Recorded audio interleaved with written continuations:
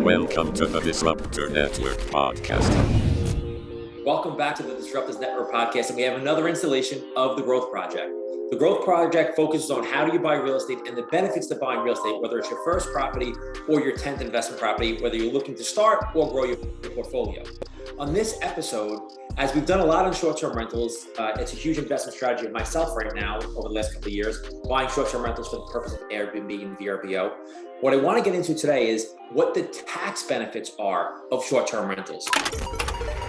Ignition, liftoff. NextGoldRush.com is our short-term rental program that you can go check out. On that program, I go through all the A, B, C to Z of buying short-term rentals, what the benefit of it is, and why I'm continuing to go down that road. And for my purposes, over the last 18 months, I've been heavily involved in those types of properties, and I've seen my profits grow between 25 and 30%.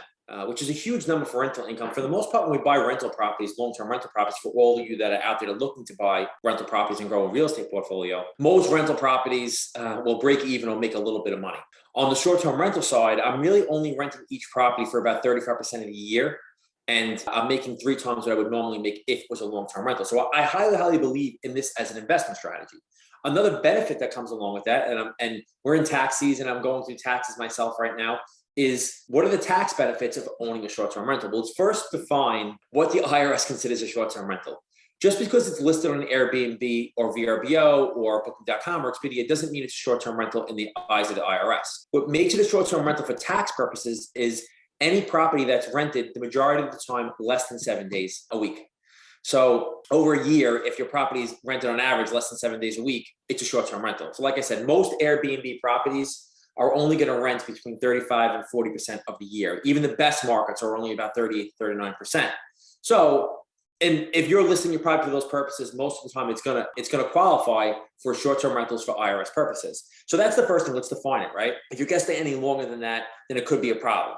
So short-term rentals, like I just said to you, most of the time create a high cash flow. So they create a lot of income. So you need to use the appropriate strategies to reduce your tax liability on a go forward. So that's what we're focusing on today, right? So how do we reduce our tax liability on short-term rentals? So we're going to try to maximize our tax deductions. As an investor, you're going to have frequent trips to, so here's we go. You really want to track expenses on short-term rentals.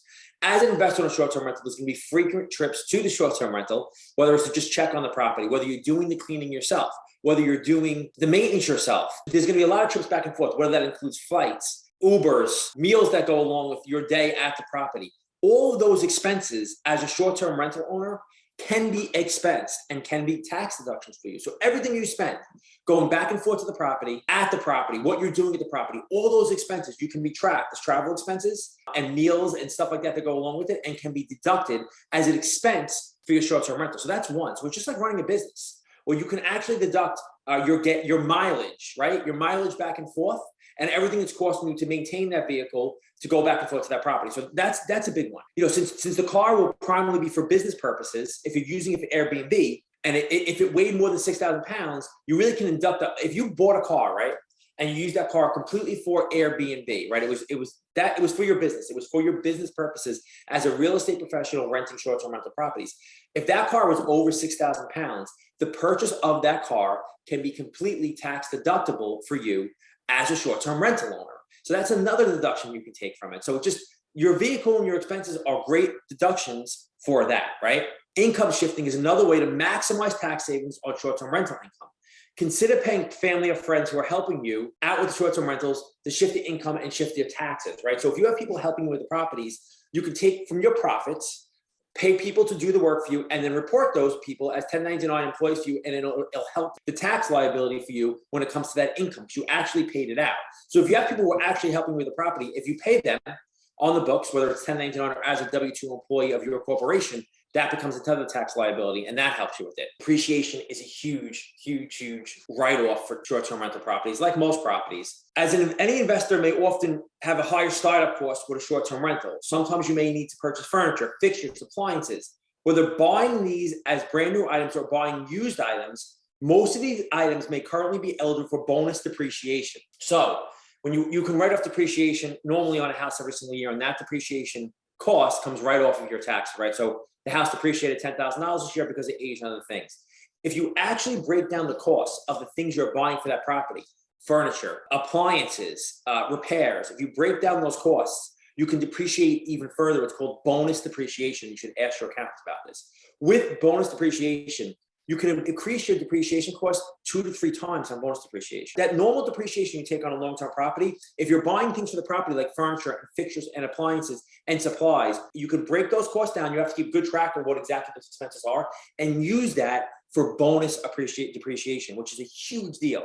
So if I spend $6,000 on appliances, furniture, I don't know, a canoe for the house, because people like a bicycle, a golf cart, something like that for the house that they can use for the Airbnb rental, right? And that can result in $6,000. So if I spent that $6,000 and I can show what that $6,000 was that I spent specifically for the Airbnb property, that $6,000 can act as a deduction on that property because it was used, it's bonus depreciation on those properties. So that's something else we can look at. So bonus depreciation is another tax benefit on a short-term property that you're not gonna have on a long-term rental.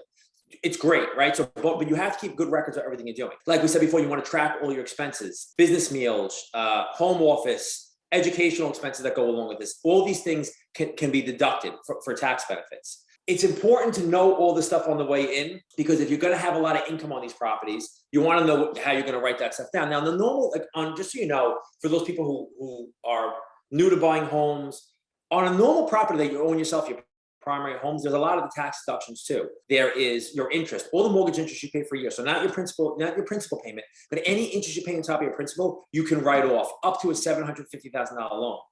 Property taxes can be written off every single year up to about $13,000. So you have other write-offs if it's your primary home. If it's an investment property, it gets a little bit more dicey with that, which is where all the stuff comes in. So the tax benefit qualifications you need to know are the following, right? So this is important when it comes to short-term rentals.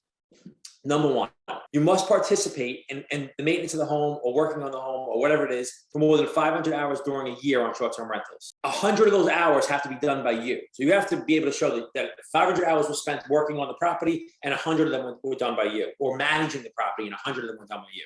Participate in substantially all of the activities in the short-term rentals where your participation exceeds the combined time of all of it. So basically, you have to be the person that's spending the most time on the property, managing the property. And that could be managing Airbnb. There's a lot of ways to prove that, but you're going to have to show at least 100 hours. And if there's a total of 500 hours, your 100 hours have to be the majority of the hours that were spent working on the home. So that's what you need to know how to qualify for actually Airbnb. So these are just a few things you can do. And again, bonus depreciation is a big one. All of your expenses, meals, travel, gas, your cars are write-off. These are all benefits to renting an Airbnb and being a short-term rental owner. I can tell you from experience that these are more significant write-offs than I've gotten on long-term rentals. So it's very, very important that you look at this stuff because it's more significant that you got on long-term rentals, right? So I like short-term rentals for a million different reasons. Our course, again, is at nextgoldrush.com. We can go check out, and I have everything on there. I have how you buy the property. I have how you finance the property. I have how you manage the property through technology. I have how you scale the property. I have all of our forms on there, from our welcome letters to our check-in to our checkout. So everything is in the course, the nextrealestategoldrush.com. Go check it out. For more information on buying real estate, being an investor, growing your project, check out the Growth Project on the Disruptors Network podcast. It's on Spotify, Apple, it's on our YouTube channel. Hope you enjoy this. If you want to get more from me, check out my Instagram. It's DIBUG, or check out our YouTube at the Disruptors Network. Thanks. See you guys next week.